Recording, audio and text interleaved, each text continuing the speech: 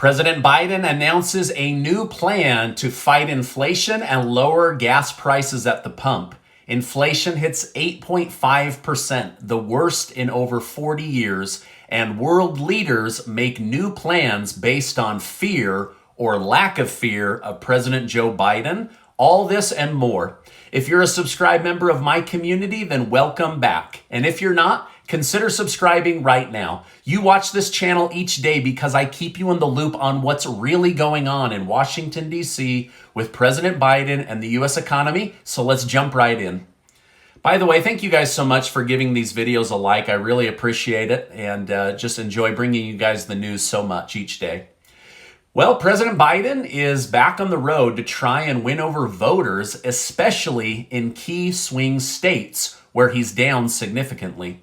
His recent approach has been to blame oil companies and Putin and Russia for increasing inflation, but polls from the American people say this approach isn't working very well. We're seeing through what's really going on. Now, Biden's plan is to visit ethanol plants to announce that he plans to temporarily lift some restrictions. Biden is expected to say that summer sales of gasoline blended with 15% ethanol will now be allowed. This could see a change at the pump of around 10 cents or more per gallon.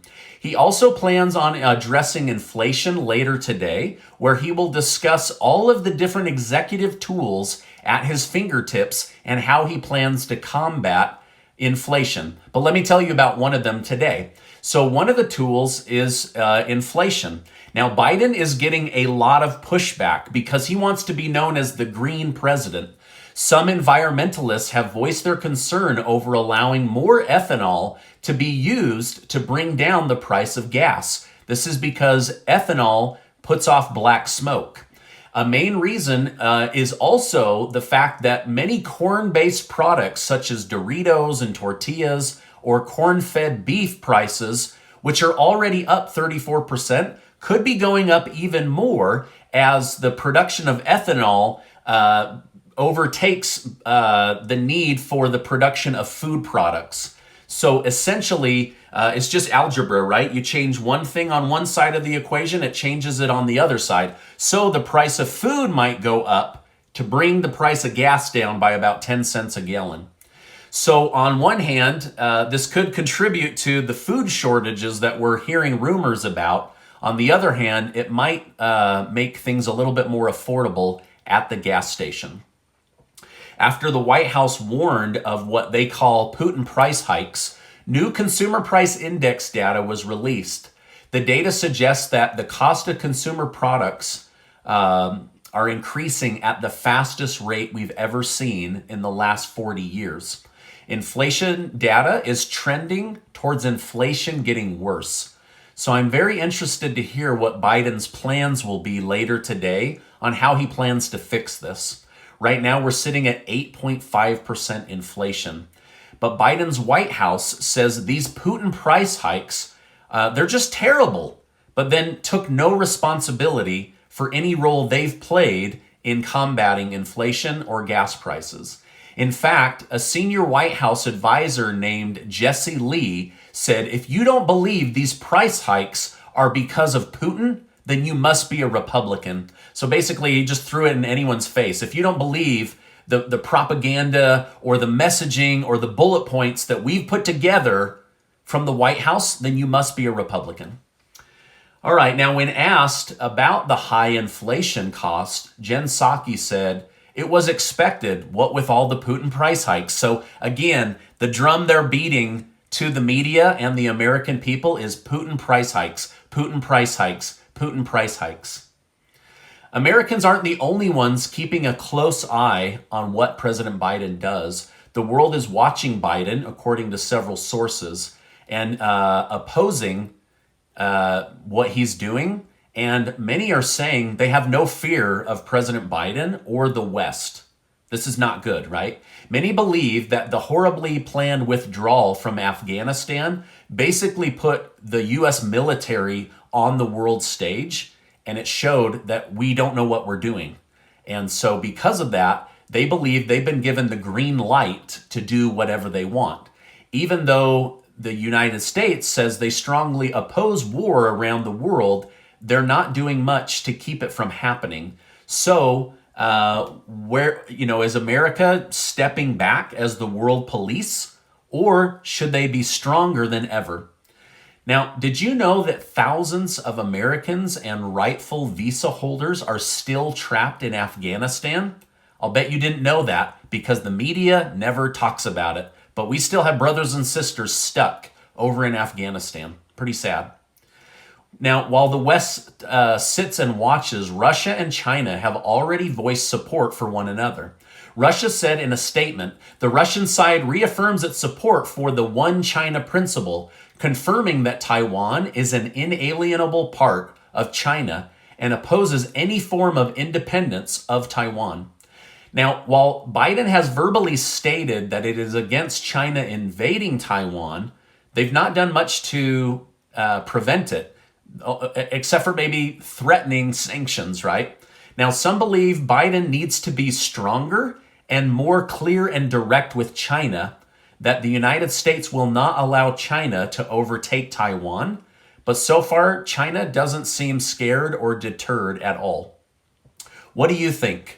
What's going to happen? Is China going to take Taiwan, similar to Russia trying to take Ukraine? Let me know your thoughts down in the comments.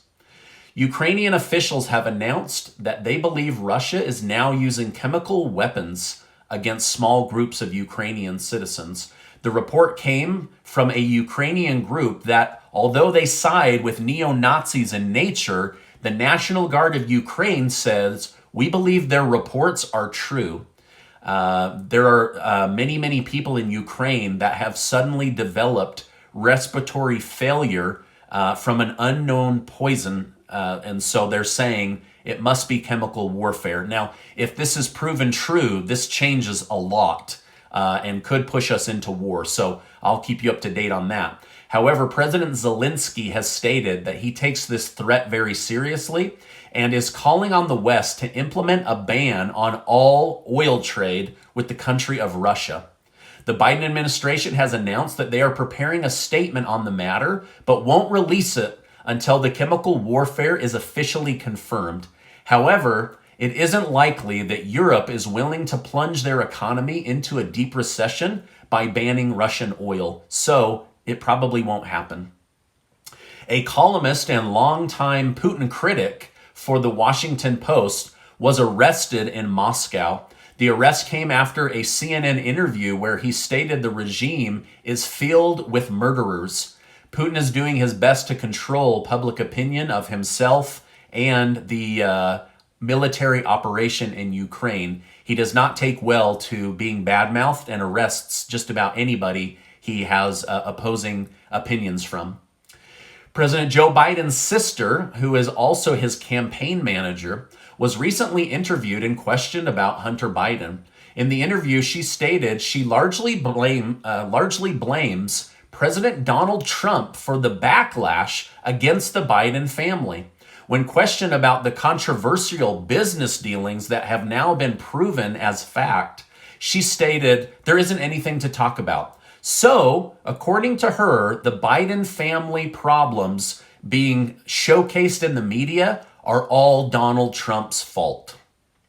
The White House is now saying if there is a rush on the border because of lifting Title 42, it won't be VP Kamala Harris's fault, and it certainly won't be President Joe Biden's fault.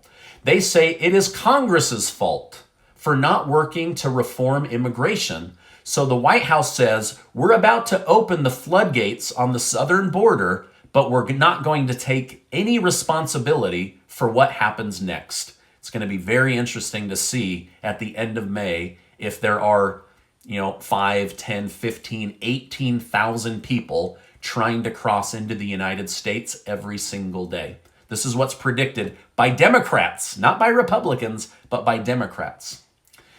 The state of California is trying to pass a new law that would make companies with 500 or more employees only make their employees work 4 days a week instead of 5 days a week. I guess the government assumes that if you have 500 employees, You need those 500 people to get an extra full paid day off to help your business run more smoothly and become more profitable. So we'll see if that happens, and who knows, maybe we'll become the new France where you only work 30 hours a week. New York Lieutenant Governor Brian Benjamin has surrendered himself to authorities. The FBI accused him of campaign fraud, where they say he conspired to direct state funds from taxpayers to a real estate investor in exchange for illegal campaign contribution. Yikes. First it was Andrew Cuomo, and now the second in command? What is going on in New York? Sadly, as I've covered politics for over 2 years now, what I've learned is there is way more corruption in politics than I would have ever guessed, and it's on both sides. Speaking of New York, a gunman in a gas mask opened fire in a Brooklyn subway train today, killing at least 10 people. New York has seen a 50% spike in crime, and the new trend is people being attacked at night with hammers. Scary stuff. So hopefully the NYPD will get the support they need to get this crime surge under control. An English professor in Indiana is causing a big stir. It came out that she was making black and brown kids learn from her at a different time than white students. She says the segregation is needed so other students aren't affected by white people feelings. Now, I'm curious to know what you think about this. Personally, I think this is the dumbest thing I've heard in a long time. What is this, the 1950s? What is this lady thinking? Are we stronger together or apart? I don't know. Let me know your thoughts in the comments. Is this professor right? Should black and brown people learn differently than white people? Or should we come together and do our best to live in harmony and help each other out? Let me know your thoughts in the comments. Now, this is my update for today. As I know more, I will definitely come on and share more with you. For the month of April, Casey and I are giving away $100 cash cards to help you fill up your gas tank. We know that the price of gas has gotten ridiculously expensive. Somebody reached out to me yesterday, said that they were paying over $6.50 in California. Whew, that's terrible. I'll make sure to leave a link down below to help you guys out the best that I can, thanks to generous video sponsors. Now, if you found value in this video, then make sure that you're subscribed to the channel. I've noticed some of you saying that YouTube unsubscribed you and you had to resubscribe. So I don't know what that's about, but make sure you're subscribed to the channel and give this video a like. Now, before you go, I just want to remind you that you are amazing. I appreciate each and every one of you, and I'll see you on the next video.